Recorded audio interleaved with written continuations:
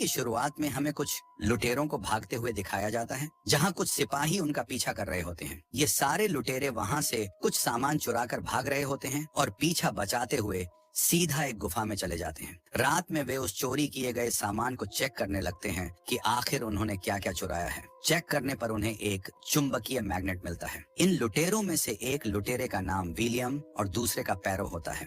वो अपने साथी से एक ब्लैक पाउडर के बारे में बात कर रहा होता है। ये पाउडर एक ऐसी चीज है जो हवा को तुरंत आग में बदल देता है और इसी की मदद से उन्हें चोरी करने में और भी आसानी हो जाती है। अभी वे लोग इसके बारे में बात ही कर रहे होते हैं कि अचानक एक मॉन्स्टर आता है और उन्हीं में से कुछ आदमियों को मार डालता है। क्योंकि वह मॉन्स्टर बहुत ही तेजी से हरकत कर रहा था, इसीलिए किसी को ठीक से दिखाई तक नहीं देता कि वहाँ पर हो क्या रहा है। यही वजह थी कि विलियम और पैरो घबराहट में आ जाते हैं। विलियम को ऐसा महसूस होता है कि कोई उनके पीछे लगा हुआ है। जैसे ही वह पलटता है, वह बिना सोचे समझे अपनी तलवार घुमा देता है और उस मॉन्स्टर का हाथ काट देता है। एक चीख की आवाज आती है और वह मॉन्स्टर जिसका हाथ कट गया था, वह नीचे गहरी खाई में गिर जाता है। विलियम उस कटे हुए हाथ को उठाकर अपने बैग में रख लेता है ताकि वह लोगों से पूछ सके कि यह आखिर किसका हाथ है, यानी उसने किसे मारा और वह इतनी स्पीड से कैसे आ सकता है। इसके बाद हम देखते हैं कि विलियम और पैरो गुफा से बाहर निकल चुके होते हैं और वे काले पाउडर की तलाश में निकल जाते हैं। तभी वे सिपाही फिर से उन्हें देख लेते हैं और उनके पीछे घोड़े दौड़ा देते हैं। वह अपने घोड़े को तेजी से भगाने लगते हैं और दोनों भागते भागते the great wall of China तक पहुंच जाते हैं। वहां पहुंचने के बाद वे देखते हैं कि चीन की सेना पूरी तैयारी के साथ सीना ताने खड़ी है। जैसे ही विलियम और पैरो दीवार के पास पहुंचते हैं, सैनिक उन पर तीरों की बौछार करने लगते हैं और उन्हें रोक लेते हैं। विलियम और उसका साथी चारों तरफ से घेर लिए जाते हैं और अब वे कुछ भी नहीं कर सकते, इसलिए वे दोनों सरेंडर करने का फैसला करते हैं और उन्हें पकड़ लिया जाता है। इसके बाद दोनों को चीन के जनरल के पास ले जाया जाता है। जनरल विलियम के पास रखे उस कटे हुए हाथ को देखकर हैरान हो जाता है और पूछता है, ये हाथ तुम्हें कहाँ से मिला? विलियम बताता है कि उस चीज ने उन पर हमला किया था, उसने उसका हाथ काट दिया और वह हाथ लेकर आया है ताकि लोगों से पूछ सके कि यह किसका है। लेकिन कोई उसकी बातों पर विश्वास नहीं करता। वहीं एक महिला कमांडर भी मौजूद थी जिसका नाम लीन था। वह दोनों से कहती है कि तुम्हें मौत की सजा मिलनी चाहिए। जनरल उन्हें मौत की सजा सुनाने ही वाला था कि एक आदमी कहता है, ये दोनों सच बोल रहे हैं क्योंकि उनकी तलवारों पर अभी भी ताजा खून लगा हुआ है।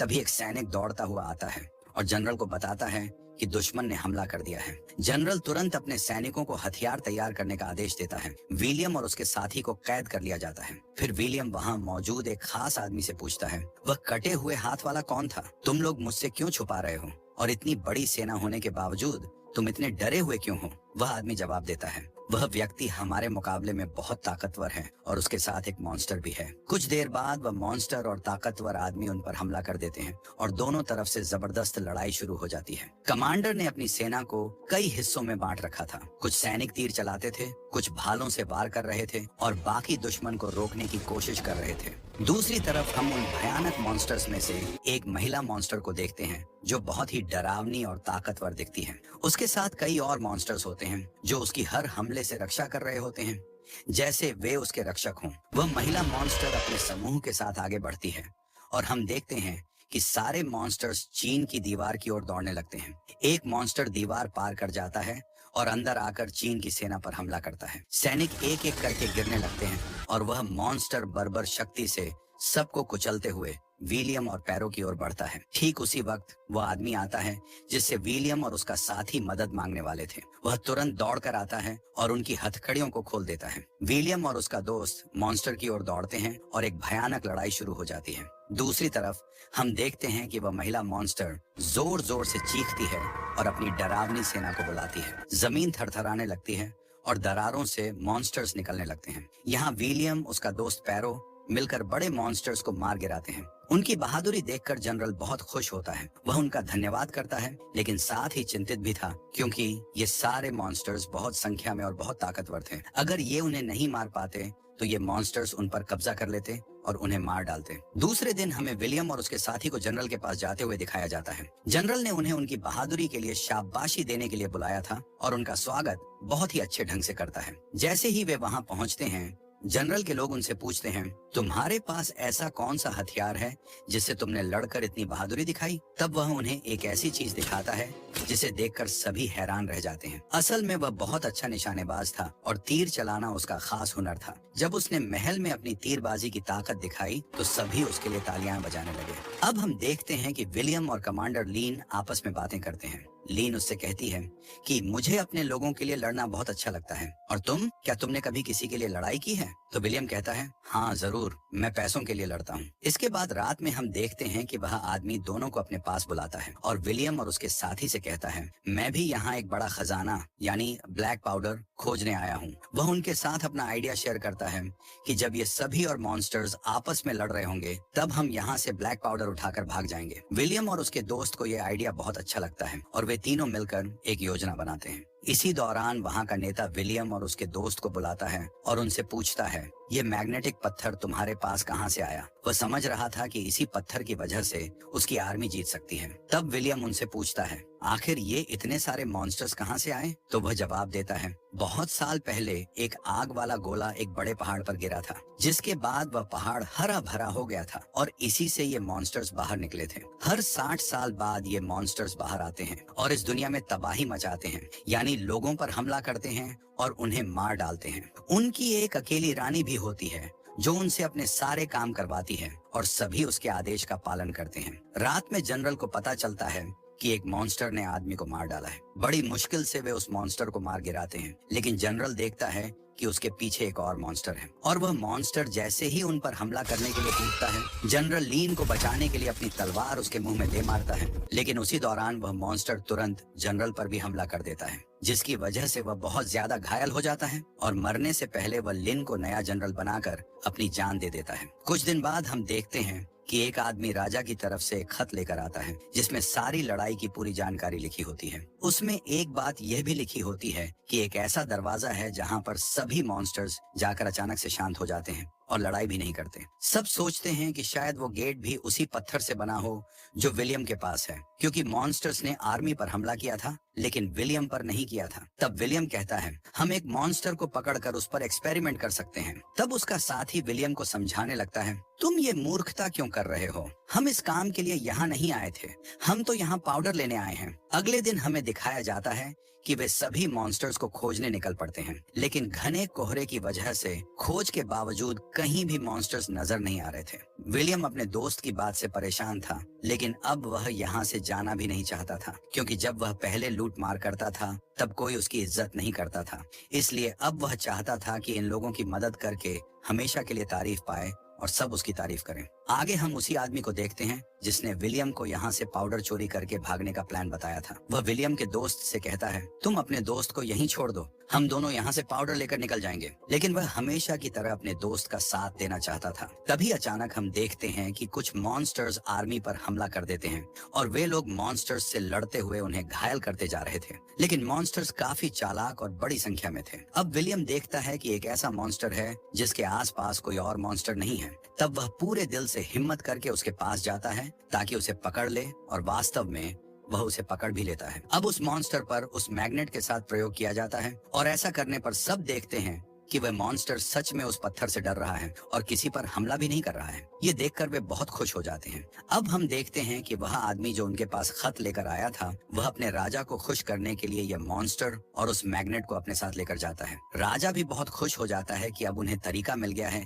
जिससे वे मॉन्स्टर्स को कंट्रोल कर सकते हैं। रात हो जाती है और उसी रात कमांडर और सेना के लोग कुछ अजीब सा महसूस करते हैं। जब वे जाकर एक दीवार के पास देखते हैं तो वे यह देखकर बहुत हैरान हो जाते हैं कि एक फीमेल मॉन्स्टर द्वारा वहाँ एक बहुत बड़ी सुरंग खोदी हुई थी जिससे वह अंदर तक आ सकती थी। दूसरी तरफ हम देखते हैं कि विलियम का दोस्त उसी आदमी के साथ वही ब्लैक पाउडर चोरी करके भागने का प्लान बना रहा होता है। तभी ये बात विलियम तक भी पहुंच जाती है। इसीलिए जब वह उन्हें रोकने के लिए वहां आता है तो वह आदमी विलियम पर हमला कर देता है और उसे एक जाल में बंद कर देता है और किसी तरह वे दोनों वहां से निकल जाते हैं। कुछ दूर जाने के बाद वह आदमी विलियम के दोस्त से कहता है, प्लीज तुम ऊपर जाकर रास्ता देख कर आओ। और जैसे ही वह ऊपर रास्ता देखने के लिए जाता है, वह आदमी उसे धोखा देकर घोड़ा भी लेकर वहां से भाग जाता है और सारा ब्लैक पाउडर भी उसी के पास उसी घोड़े पर होता है। जब कमांडर लीन को इसके बारे में पता चलता है तो उसे बहुत गुस्सा आता है और वह बेहद मायूस हो जाती है। उसे लगने लगता है कि विलियम ने जरूर अपने दोस्त की मदद की होगी, लेकिन ठीक उसी समय वहाँ मौजूद एक आदमी कहता है, नहीं, मैंने विलियम को देखा था, वह अपने दोस्त को ऐसा करने से रोक रहा था। फिर भी कमांडर लीन कुछ समय के लिए उसे अपनी जेल में बंद कर देती है, क्योंकि उसका भरोसा टूट चुका था। ऐसे में अब वे उस पर भी विश्वास नहीं कर सकते थे। इसके बाद हम देखते हैं कि कमांडर लीन अपनी बाकी सेना के साथ उसी जगह पर जाती हैं, जहां से सभी मॉन्स्टर्स आकर उन पर हमला कर चुके थे। वहां विलियम भी मॉन्स्टर्स को हराने के तरीके सोच रहा था। तब उन्हें पता चलता है कि अगर उस फीमेल मॉन्स्टर यानी उनकी रानी को मार दिया जाए तो सब कुछ खत्म हो सकता है, क्योंकि वही रानी इन सभी मॉन्स्टर्स को कंट्रोल कर रही थी। वहीं हम देखते हैं कि जब कमांडर लीन और उसकी सेना उस जगह पर पहुंचती हैं, तो वे देखते हैं कि वहां बहुत सारे मॉन्स्टर्स पहले से ही हमले के लिए तैयार खड़े हैं और उनके बीच जबरदस्त युद्ध शुरू हो जाता है। विलियम भी कमांडर लीन की तरफ से बहादुरी से हमला करने लगता है और हर कोई अपनी जान की बाजी लगाकर मॉन्स्टर्स के खिलाफ लड़ रहा होता है। दूसरी तरफ हम देखते हैं कि वही आदमी जो जेल में रखे गए मॉन्स्टर और मैग्नेट को लेकर अपने राजा के पास गया था, मैग्नेट को थोड़ा दूर हटाकर यह देखने की कोशिश करता है कि क्या यह पत्थर दूर से भी असर कर सकता है या नहीं, और इसी बात का फायदा उठाकर वह मॉन्स्टर जोर से आवाज लगाकर अपनी रानी को एक सिग्नल देता है कि मैं यहाँ कैद हो चुका हूँ। जैसे ही रानी को सिग्नल मिलता है, वह तुरंत वहाँ पहुँच जाती है। गुस्से और ताकत से भरपूर वह पूरी फौज के लिए एक बड़ा खतरा बन चुकी होती है। अब विलियम तुरंत एक चालाक योजना बनाता है। वह कहता है, हम एक मॉन्स्टर को पकड़ेंगे, उसे बहुत सारा खाना देंगे ताकि वह कमजोर न हो, और उस पर ब्लैक पाउडर भी लगाएंगे ताकि वह पूरी तरह हमारे नियंत्रण में रहे। यह योजना खतरनाक जरूर है, लेकिन अगर सफल हो जाए तो हम उसी मॉन्स्टर का इस्तेमाल करके रानी के खिलाफ बड़ी चाल चल सकते हैं। और जब वह मॉन्स्टर रानी के करीब जाएगा तो हम ऊपर से तीर मारेंगे और वह तीर सीधे रानी को लगेगा, जिससे वह मर जाएगी। अब इस योजना को पूरा करने के लिए सभी सैनिक और कमांडर ऊंची जगहों पर चढ़ जाते हैं,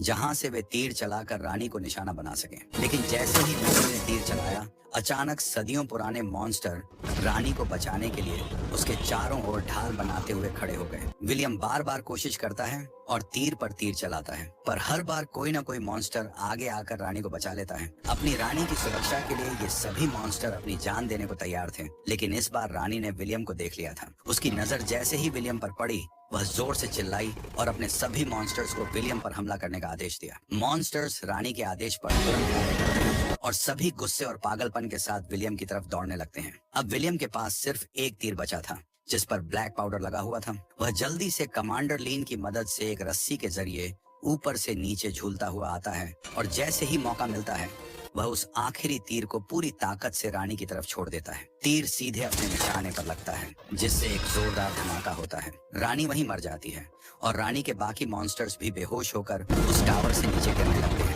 कमांडर लीन और विलियम बहुत खुश होते हैं, क्योंकि उन्होंने न केवल एक बड़ी लड़ाई जीती थी, बल्कि पूरे देश को तबाही से भी बचा लिया था। इसी दौरान हमें पता चलता है कि विलियम का दोस्त, जिसने कुछ समय पहले धोखा देने की कोशिश की थी, उसे भी पकड़ लिया गया था। मगर विलियम अपनी दोस्ती निभाते हुए किसी न किसी तरह अपने दोस्त को आजाद कराने में कामयाब हो जाता है। आखिरकार दोनों दोस्त सब कुछ पीछे छोड़कर खुशी खुशी उस धरती से विदा हो जाते हैं, जहां उन्होंने डर, धोखा और तबाही के खिलाफ एक महान कहानी लिखी थी। और इसी के साथ ये फिल्म यहीं समाप्त हो जाती है।